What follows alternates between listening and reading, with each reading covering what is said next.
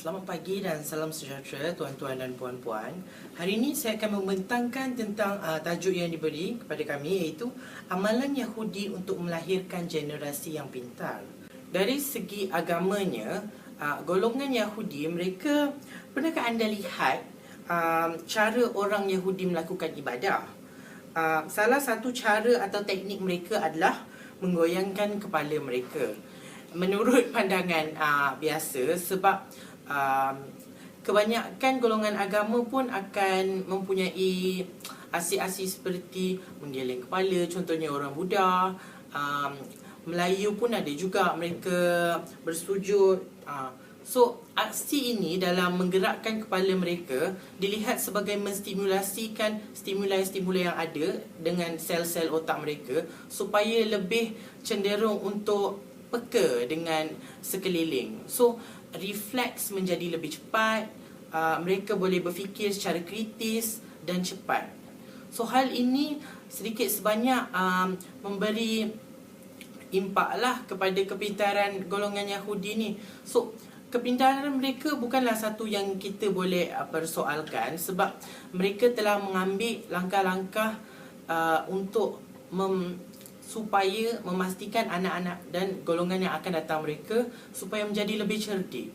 So, memang lebih afdal lah untuk kita yang lain untuk mengikuti, tapi dalam cara kita sendiri untuk hal ini, supaya anak-anak dan generasi akan datang yang kita produce juga akan mempunyai kepandaian dan tahap kecerdikan seperti orang golongan Yahudi. Sekian, terima kasih.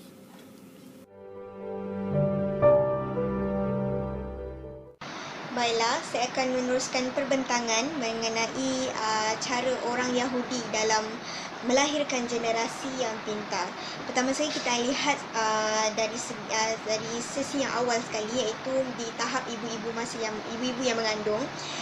Bagi ibu yang mengandung, mereka akan menggalakkan ibu-ibu ini untuk sentiasa melakukan aktiviti bermain piano serta membuat latihan matematik, kerana mereka percaya aktiviti sebegini dapat merangsang sel-sel otak anak yang mereka kandung. Selain itu, ibu-ibu mengandung ini juga digalakkan untuk mengambil pil minyak ikan, kerana pengambilan pil minyak ikan ini sangat bagus untuk anak-anak mereka yang bakal lahir nanti. Selain itu, apa yang saya dapati mengenai adat resam orang-orang Yahudi, mereka sememangnya tidak mengamalkan rokok. Mereka sangat tidak mengamalkan rokok, kerana menurut satu kajian di Universiti Israel, mereka mendapati bahawa nikotin yang terdapat di dalam rokok tersebut boleh menyebabkan kerosakan di sel otak dan akan melekat pada genes. Yang ini mereka percaya bahawa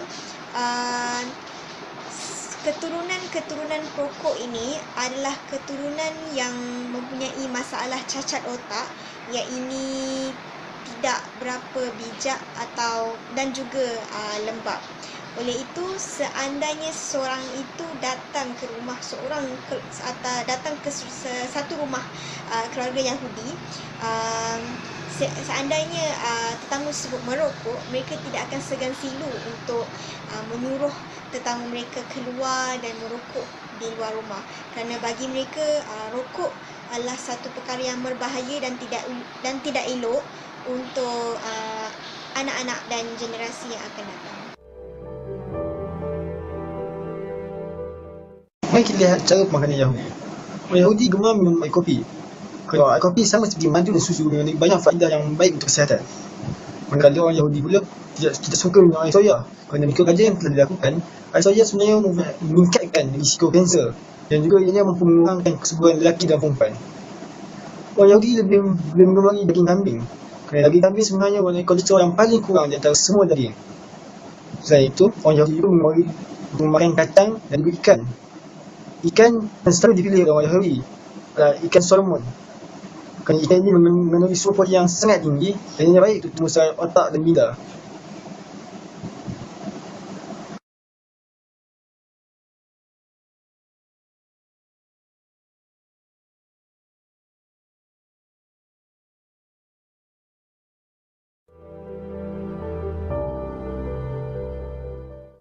Assalamualaikum dan salam sejahtera saya ucapkan kepada anda semua.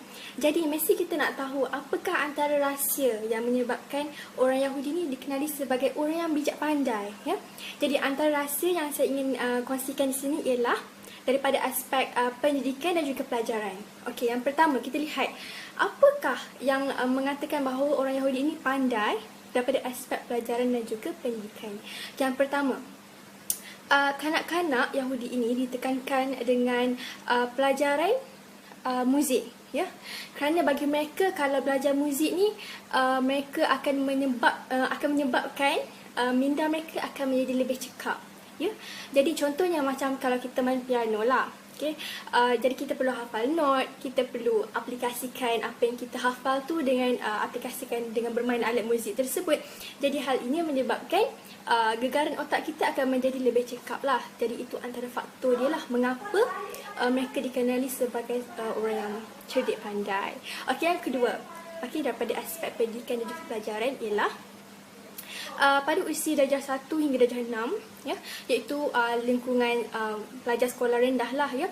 Jadinya anak-anak Yahudi ini akan belajar matematik yang berkonsepkan perniagaan dan juga pembelajaran sains. Jadi umumnya mereka perlu belajar matematik lah. Jadi matematik tu akan dikhususkan kepada perniagaan dan juga pembelajaran sains. Sebagai contohnya macam mengira buruj di langit, ya. Semua tu sebenarnya matematik tapi diaplikasikan kepada sains dan teknologi. Okey, yang ketiga, tadi kita lihat aspek pendidikan yang atas buku saja. Okey, kita lihat juga kepada pelajaran melalui sukan. Okey, jadi sukan yang diutamakan oleh kaum Yahudi kepada kanak-kanak dulu ialah sukan seperti menembak, berlari, memanah. Jadinya tiga-tiga sukan ini sebagai contohnya dapat membantu seseorang itu untuk fokus kepada sesuatu benda dalam sesuatu masa lah, ya. Sebagai contohnya kalau kita memanah, kita mestilah tumpu kepada satu point. Jadi kita dapat tumpukanlah dan dapat fokus kepada sesuatu benda dalam sesuatu masa. Okey, yang keempat, tadi kita lihat kepada sekolah rendah. Sekarang kita lihat pelajar sekolah menengah pula. Okey, jadinya apa yang budak pelajar sekolah menengah orang Yahudi ni belajar? Jadi silibus mereka ialah berkonsepkan produksi sesuatu produk tersendiri, ya. Maksudnya bagaimana pengeluaran sesuatu produk itu berjalan.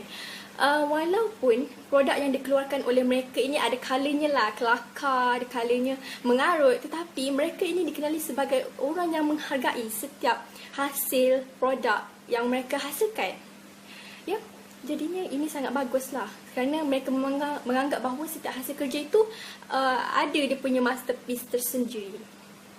Okey, seterusnya kita tengok pengkhususan dalam bidang pelajaran lah. Kalau kita tengok daripada segi fakulti perniagaan, okay, mereka ini sangat agresif lah dalam bidang perniagaan. Sebagai contohnya, markah yang diberi oleh guru-guru ni ialah berdasarkan hasil pengeluaran mereka, hasil pendapatan bisnes mereka lah.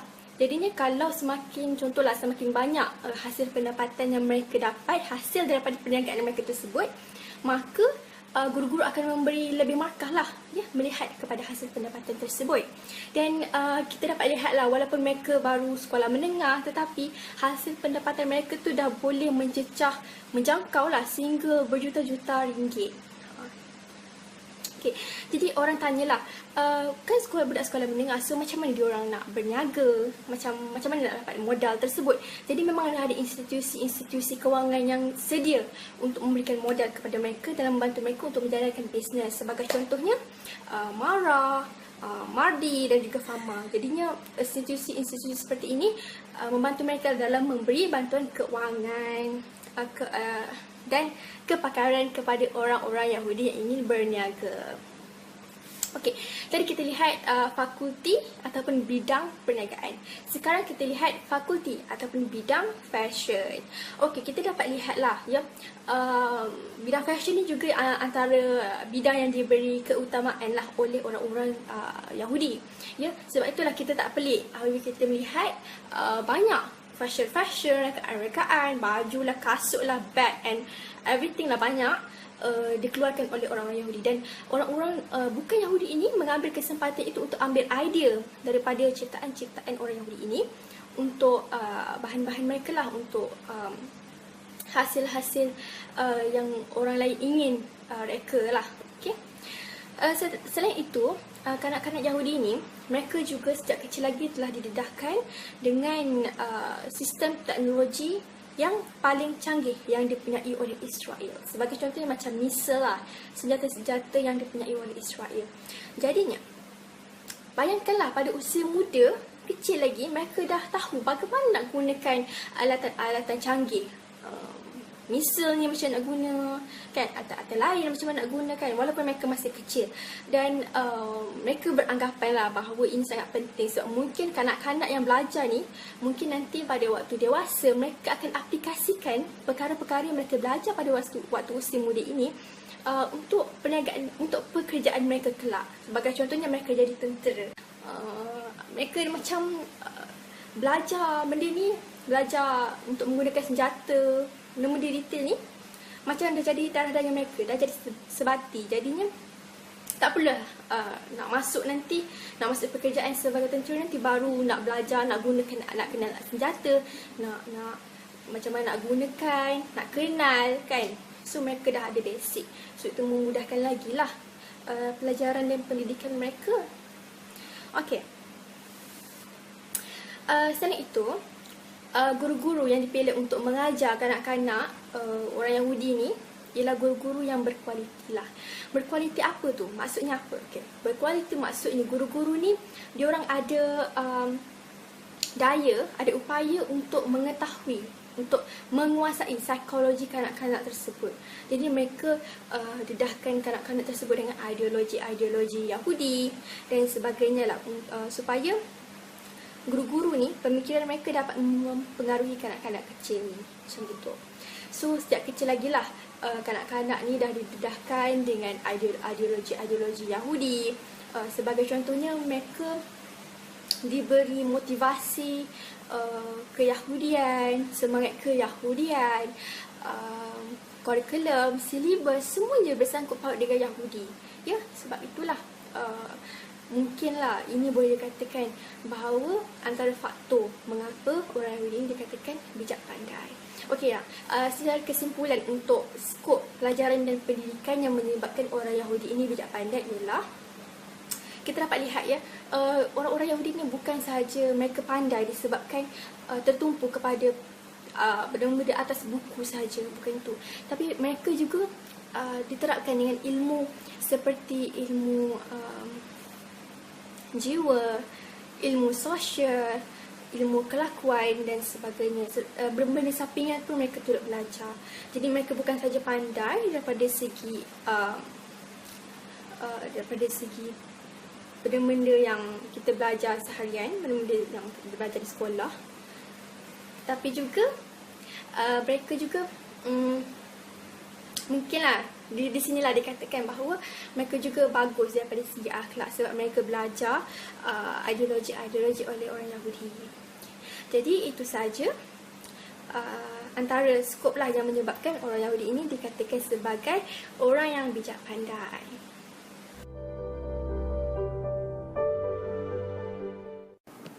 Assalamualaikum warahmatullahi wabarakatuh. Saya akan membentangkan tentang persiapan awal untuk melahirkan anak oleh si ibu mengandung yang berbangsa Yahudi.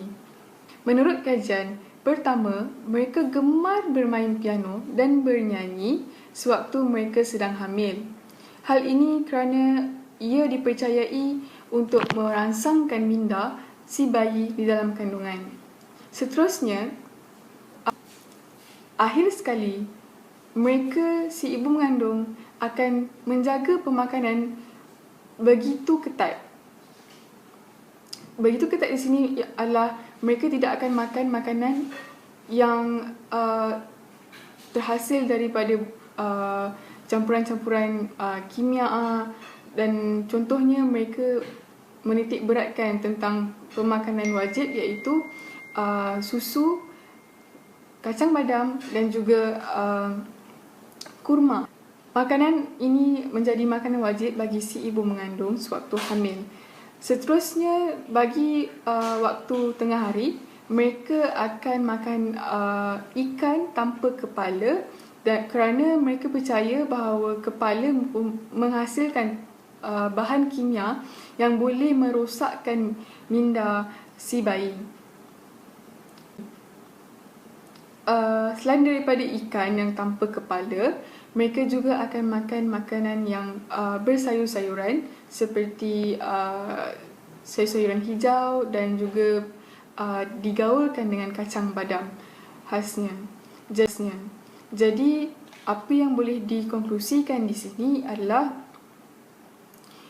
ibu mengandung yang berbangsa Yahudi sangat menitik beratkan pemakanan, aktiviti yang dilakukan sewaktu mereka mengandung. Jika dibandingkan dengan masyarakat di Malaysia, kurang kita dapati yang ibu mengandung begitu menitik beratkan tentang hal-hal seperti ini. Contohnya pemakanan. Mereka gemar makan makanan yang berjeruk, yang masam, yang fast food. Jadi ini kita boleh lihat pemakaian konsep menjaga pemakanan dan juga menjalankan aktiviti-aktiviti yang sihat untuk kita mencontohi mereka dalam melahirkan generasi yang pintar. Sekian, terima kasih.